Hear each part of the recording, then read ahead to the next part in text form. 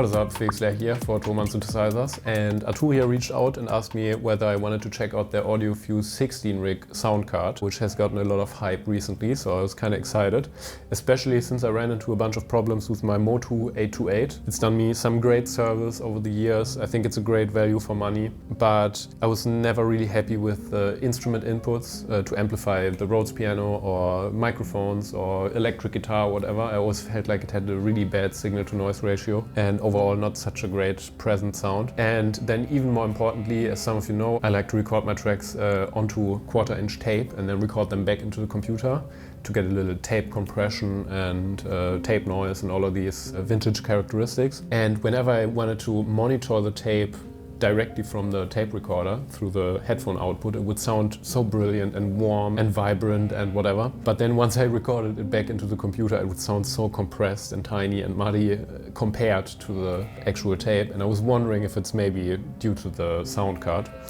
And I can already spoiler that once I recorded it into the Audiofuse, it sounded much better. It still wasn't 100% as good as directly from the tape, but the trade-off was much more minimal. So yeah, what I'm going to do to showcase you a little bit how I use the Audiofuse, I'm going to go ahead and do a little live jam, and afterwards I'm going to show you my setup, how I have everything set up here at the moment to be recorded simultaneously without the use of a submixer or anything like this. And I actually tried maxing out the sound card completely to use all of the inputs and outputs, and I actually failed because there's still a bunch of inputs and many outputs left unused. So let's go.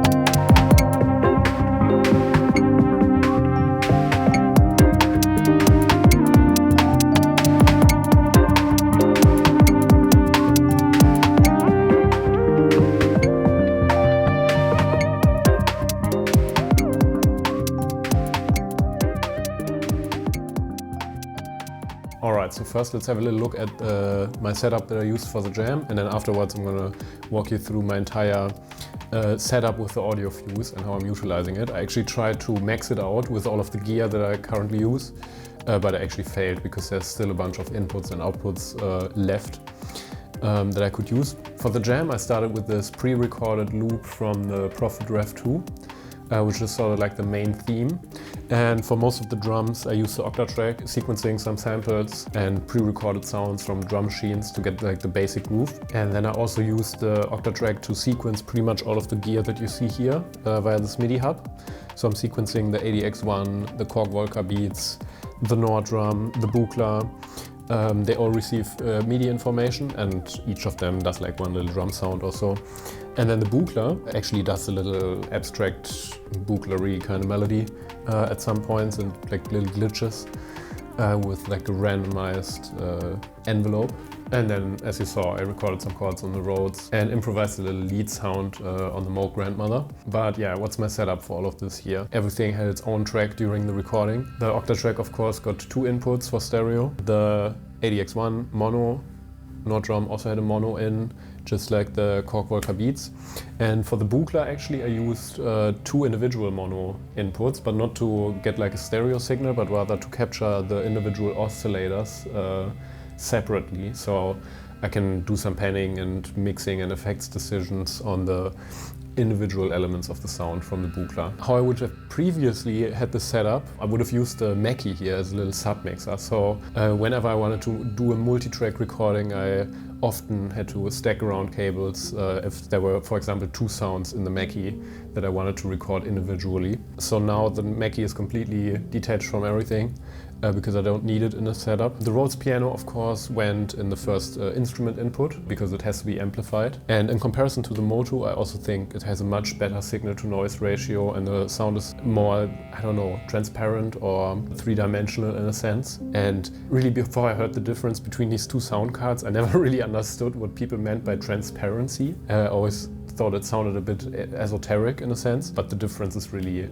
night and day. And then the second instrument input I could use for an electric guitar or a microphone or something. Actually, right now I'm using it here. And here also the signal to noise ratio, I found it to be much better than on the Motu. And it also really solved my problem with the Revox to a large degree. Yeah, then for the rest of the inputs, I have the Deckard's Dream has its own mono input, the Prophet Rev 2 has its own stereo input, just like the Korg M1. Revox obviously is set up in such a way that I can do the live monitoring, yeah, so I can, even while playing live, I can actually already listen to the sound as it's being recorded to tape with virtually no latency, except for the time that it takes the tape to travel from the write head to the read head, which is of course unavoidable, but it's just a few milliseconds. And I could map all of this stuff either in Ableton, of course, or I could also map it in the internal Audiofuse software. Just like this one, I have set up this pedal here, just like the tape recorder, to have its own input and output, and I can route whatever I want through this effects pedal. I didn't use it in this jam, but it's just set up here just in case. And the companion software for the Audiofuse, it's actually also pretty insane.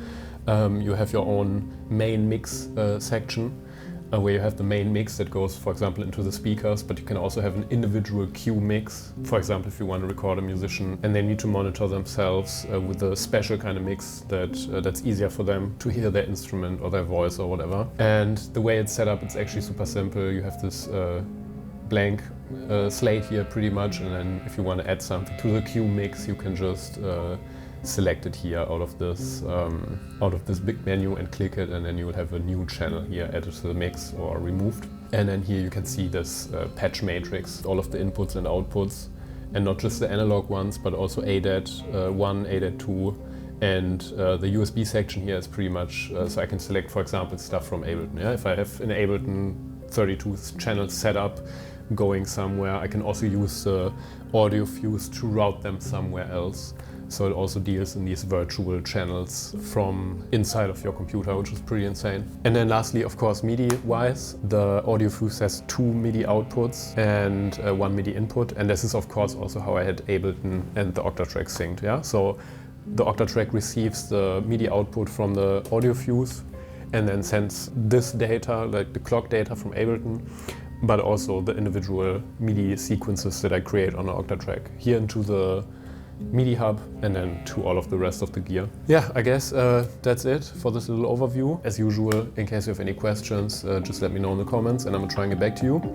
And apart from that, thanks for tuning in. See you next time. Peace out.